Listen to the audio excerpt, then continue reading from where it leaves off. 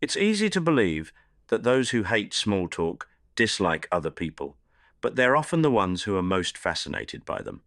They just refuse to settle for the surface when they know how much more is underneath. And in a world that runs almost entirely on the surface, that refusal comes at a cost.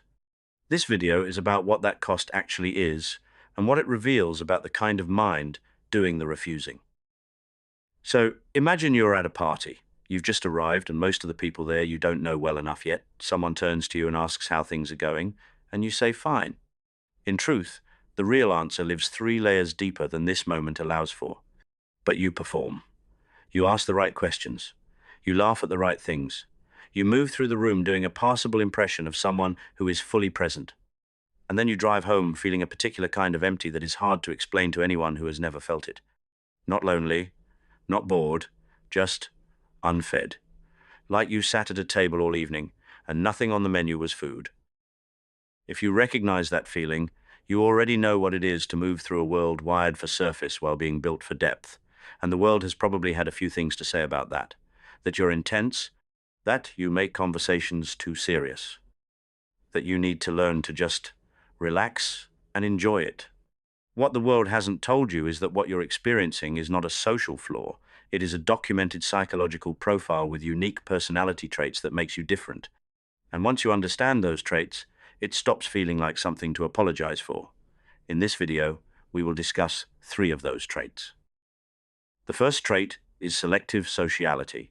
This describes people who do not distribute their social energy widely, but instead deeply. They speak with fewer people and prefer more meaningful conversations overall. Selectively social people are not withdrawing from the world, but curating their experience of it. And the exhaustion they feel in shallow interaction is not social anxiety.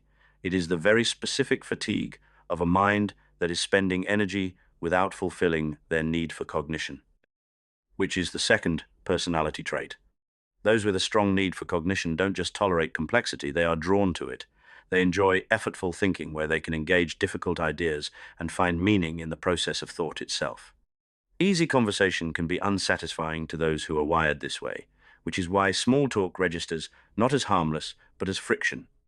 A mind built for depth does not know what to do with a question it can answer in 4 words, and those that hate small talk are often surprisingly highly curious people.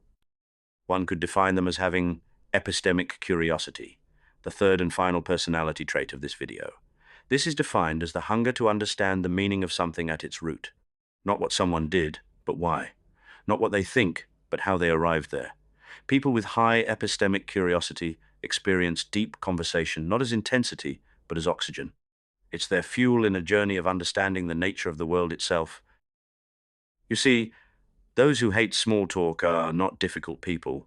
They have minds built for a different altitude than the one most conversations operate at, and that is not a flaw that needs correcting. It is a characteristic that needs understanding both by themselves and also by the people who are lucky enough to be let in. And you might be surprised. There are many in this world who feel the same way, people who have been holding their breath for a long time, just waiting for someone like you to finally say something real.